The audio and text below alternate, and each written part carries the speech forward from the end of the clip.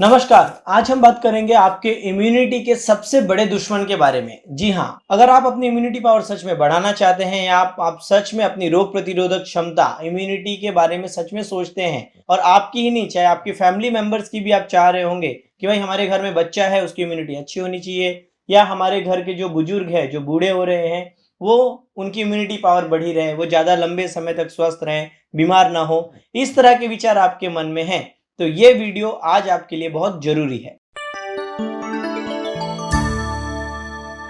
Immunity power का नाम सुनते ही हमारे ब्रेन में सबसे पहले क्या आता है कि क्या खाने को बोलेंगे। बहुत बार आप सुनते होंगे आंवला खा लो इम्यूनिटी बढ़ जाएगी, नींबू खा लो इम्यूनिटी बढ़ जाएगी, लहसुन खा लो, अजवाइन खा लो, सौंठ खा लो, पता नहीं क्या क्या खा लो, च्यवनप्राश खा लो, ये खा लो, ये कैप्सूल ले लो, वो टैबलेट ले लो, मल्टीविटामिन ले लो, सब खा लो।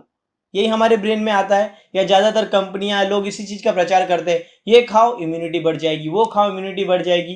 पर इम्यूनिटी बढ़ने के पहले भी एक चीज आती है जिसे लोग पालन नहीं करते और इसलिए उनकी इम्यूनिटी लंबे समय तक खराब बनी रहती है। अब इम्यूनिटी बढ़ाने वाली दवाइयां मतलब क्या? आयुर्वेद में जो रसायन औषधियां कही गई हैं, रसायन मतलब केमिकल नहीं, रसायन वर्ड का अर्थ होता है कि ऐसी चीजें जो आपके शरीर की ताकत को बढ़ाती है, दिमाग की ताकत को बढ़ाती है, बीमारियों से लड़ने के लिए आपके शरीर को स्ट्रांग करती है, लंबे समय तक आपको जवान बना के रखती है, उन सारी चीजों को आयुर्वेद में रसायन कहा जाता है। अब उन रसायन औषधियों को भी खाने के पहले सबसे पहले कहते हैं कि शरीर क्लीन होना चाहिए, या एटलीस्ट आपकी जठर अग्नि तो अच्छी होनी ही चाहिए। बहुत बार हम क्या करते हैं कि इम्यूनिटी अच्छी रखनी है इसलिए सुबह एलोवेरा पी रहे हैं, आंवला पी रहे हैं, गौमूत्र पी रहे हैं, तुलसी का अर्क पी रहे हैं, गेहूं का ज्वारा पी रहे हैं, ऐसे कुछ ना कुछ हम कंटिन्यू खाते रहते हैं और हमको लगेगा कि हमारी इम्यूनिटी अच्छी हो रही है। ऐसा नहीं होता। सबसे पहली चीज, आपकी इम्यूनिटी का जो सबसे बड़ा दुश्मन है उसे समझ लीजिए कि आप में से कई सारे लोग क्यों बार बार बीमार होते हैं, या क्यों कोई भी बीमारी आने पर आपको सबसे पहले वो इन्फेक्शन होने के चांसेस रहते हैं, या मौसम बदलते ही क्यों आप परेशान हो जाते हैं। इसका डायरेक्ट आपका जो रिलेशन है वो अग्नि के साथ है। अग्नि अर्थात आपकी जो जठर अग्नि होती है। जब आप अग्नि के बारे में पढ़ेंगे, चरक चिकित्सा स्थान 15वां अध्याय, उसमें उन्होंने अग्नि के क्या क्या फायदे हैं वो बोले हैं। उसमें उन्होंने बोला है आदमी का बल, ताकत, वर्ण, शरीर का रंग, या फिर वो कितना लंबा जिएगा, ये सारी की सारी चीजें, वो स्वस्थ रहेगा कि बीमार रहेगा, ये सारी चीजें आपकी अग्नि डिसाइड करती है। इसलिए एक शब्द उन्होंने वहां पर विशेष रूप से कहा है, शांतौ अग्नि म्रियते।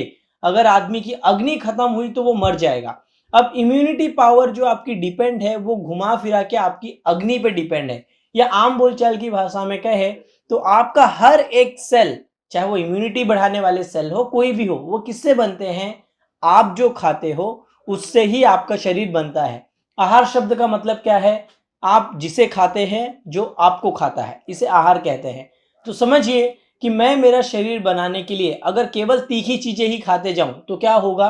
आप देखेंगे मुझे गुस्सा बहुत आएगा, चिड़चिड़ापन बहुत आएगा। अगर मैं बहुत ज्यादा हैवी चीजें खाते जाऊं तो आलस बहुत आएगा, ये सारी चीजें होंगी। इसका मतलब आप जो खाते हैं वही चीजें डिसाइड करती है कि आपका शरीर कैसे बनेगा। वो स्ट्रांग बनेगा, वीक बनेगा, इम्यूनिटी पावर उसकी अच्छी होगी, खराब होगी, ये सारी की सारी चीजें आपकी अग्नि, आपकी जठर अग्नि डिसाइड करती है। तो आपकी इम्यूनिटी का जो सबसे बड़ा दुश्मन हो सकता है वो है आपके खाने पीने की गलत आदत, जिसके बारे में वाग्भट ऋषि अपने सूत्र स्थान के अष्टांग संग्रह का जो सूत्र स्थान है उसके 11वें अध्याय के 10वें अध्याय में कहते हैं, अति मात्रम पुनः सर्व दोष प्रकोप नाहु।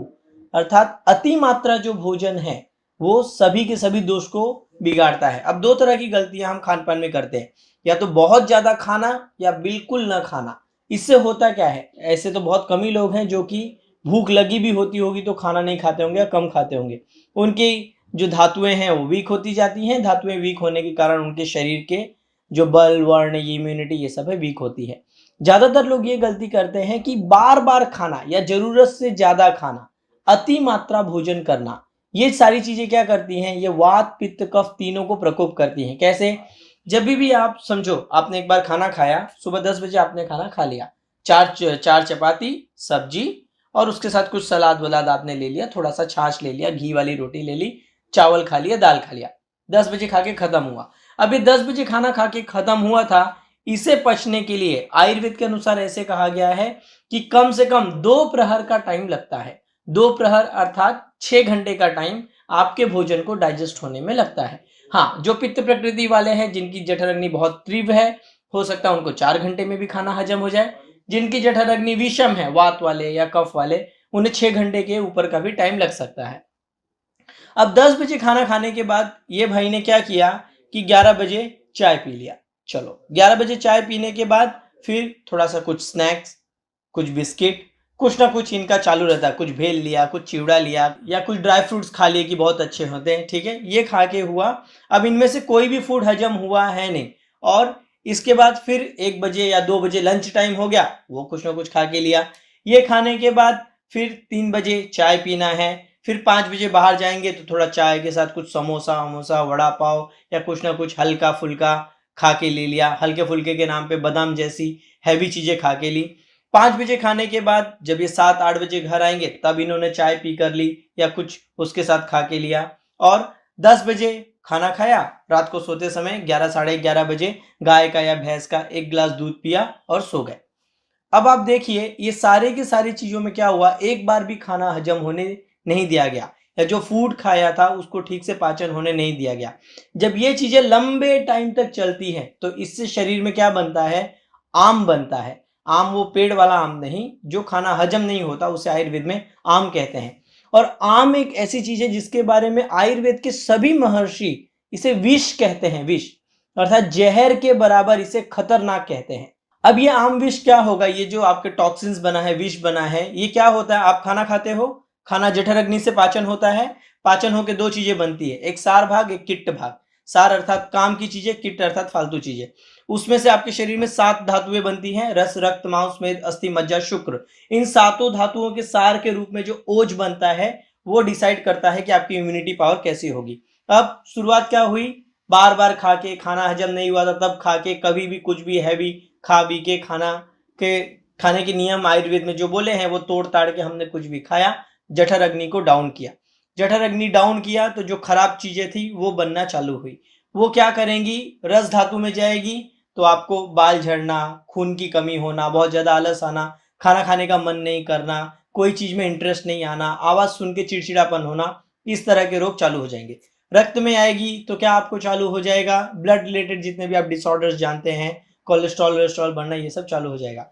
मांस धातु में आ जाएगी तो मस्कुलर डिस्ट्रॉफी जैसी जो समस्या है, या मांस के जो रोग हैं एक्स्ट्रा, जैसे कई लोगों को चर्म कील निकल आते हैं, यहाँ पे बहुत सारे लोगों को दाने वाने निकलते हैं, या मस्कुलर पेन वेन जो चीजें हैं वो चालू हो जाएगी।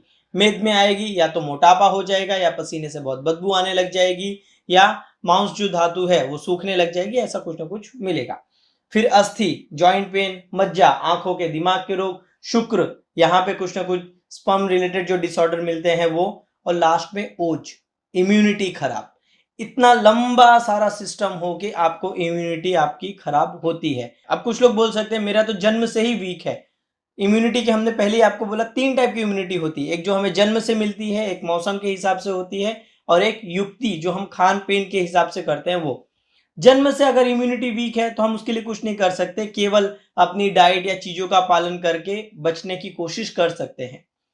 अगर मौसम के हिसाब से है तो मौसम भी हमारे कंट्रोल में है नहीं, जैसे बारिश आया, सर्दी खांसी ये सब होने के चांसेस ज्यादा ही रहते, तो भी हम बचाव की कोशिश कर सकते हैं।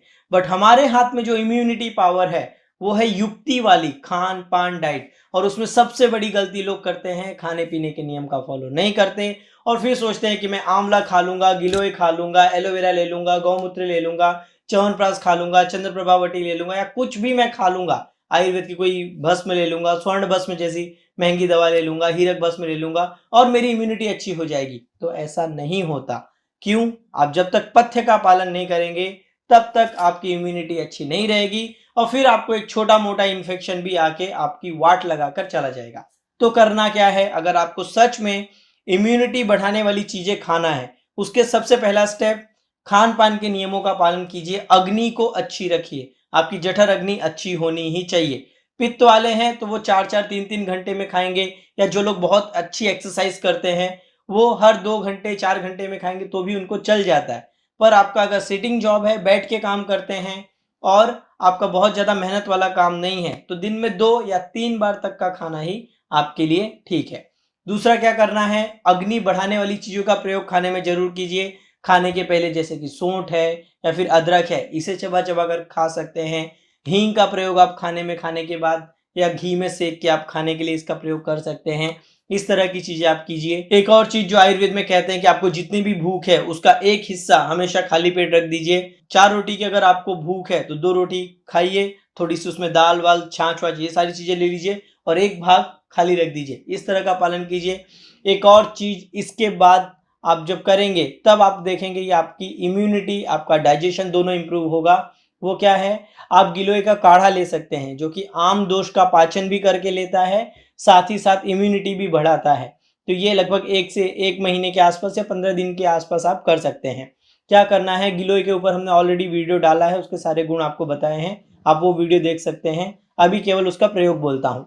क्या करना है, गिलोय की जो लकड़ी मिलती है या फिर गिलोय का पाउडर मिलता है वो 5 से 6 ग्राम या फिर 10 ग्राम तक गिलोय का पाउडर लेकर उसे आधे लीटर पानी में डालो, उबाल कर उसका 100 ml पानी हो जाए तो ये वाला जो पानी है 100 से 150 ml मतलब चौथाई भाग जो पानी का बचेगा, इस पानी को छान कर इसमें 1 चुटकी सिंधा नमक डालकर आप सुबह इसे खाली पेट ले सकते हैं।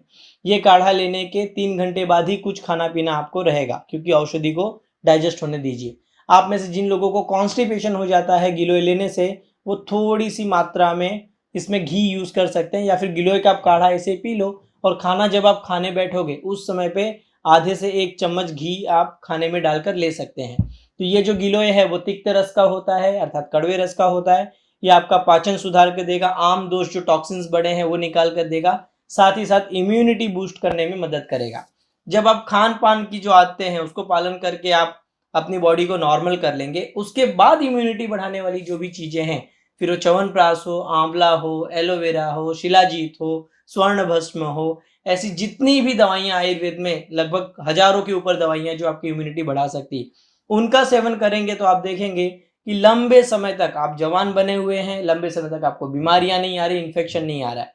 पर अगर हमारे दिमाग में ये है कि कोई कंपनी वाला आता है बोलता है ये हमारी टैबलेट खा लो, ये हमारा जूस ले लो, ये हमारा काढ़ा पी लो और इम्यूनिटी ठीक हो जाएगी, और आपने खाने पीने के नियम नहीं सुधारे, तो ऐसा नहीं होगा। वो केवल और केवल आपको सामान बेचकर जाएगा और आपका टाइम और पैसा और हो सकता है शरीर, ये तीन की तीनों चीजें खराब करेगा। तो अगर आप सच में इम्यूनिटी बढ़ाना चाहते हैं, कोई शॉर्टकट नहीं, कोई बकरबाजी नहीं, कोई बोल बच्चन नहीं, सच में इम्यूनिटी बढ़ाना है तो सबसे पहले अपनी डाइट सुधारो, खान पान की आयुर्वेद के नियमों का पालन करो, उसके बाद रसायन औषधियां लेंगे तो आप बहुत अच्छे से, आपकी इम्यूनिटी पावर जो है वो सुपर डुपर बनी रहेगी।